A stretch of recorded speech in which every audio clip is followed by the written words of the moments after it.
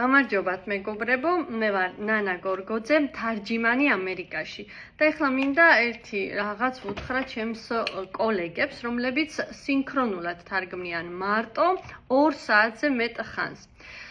აი, ასეთი სიტყვა არის Buzzmates, ქვია მეწყვილეს, რომლებთან ერთადაც ჩვენ თარგმნით ჯიღურში და მე ძალიან მიყვარს ჩემი ყველა მეწყვილე, ვისთან ერთადაც მითარგმნია ჯიხურში სინქრონულად, იმიტომ რომ ეს არის იმდენად დიდი კომფორტი, ისეთი ბედნიერება, როდესაც მარტო არ თარგმნი და ხარ წყვილში.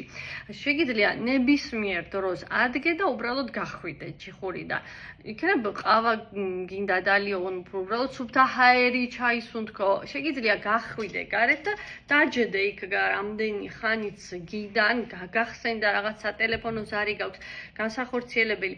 ეს იმდენად დიდი კომფორტია, თავისუფლება, ხელა სტრესს გვაცილებს, რომ მე მესმის, რომ ფინანსური თვალსაზრისით იტვირთავს ხოლმე თავს სინქრონისტები და უარს ამბობენ მეწყვილეზე და თავის თავზე იღებენ მთელს არც კი მინდა ვთქვა, რომ მთელ დღიან კონფერენციას, მაგრამ ვიცი, რომ ასეც ხდება.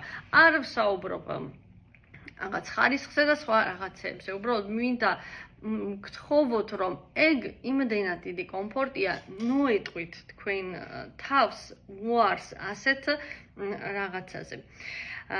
როგორც დამკვეთს, მეც არ მომინდებოდა, რომ ჩემი სინქრონისტი იყოს ასე დაძაბული, რომ დახველების საშუალება არ ქონდეს, წყლის დალების, ანუ წყალი რომ დალიოს, ან რაღაც დახველება მოუნდეს და გადასცდეს თარჯიმას, ან მთელი 150 თუ თუნდაც 20 თუ 50 ადამიანი, ვინც უსმენს მის თარგმანს, ანუ უნდა გაჩერდეს და დაელოდოს.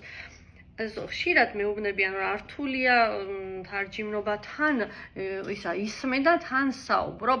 ეს მხოლოდ თან ისმენა და თან საუბარი კი არ არის.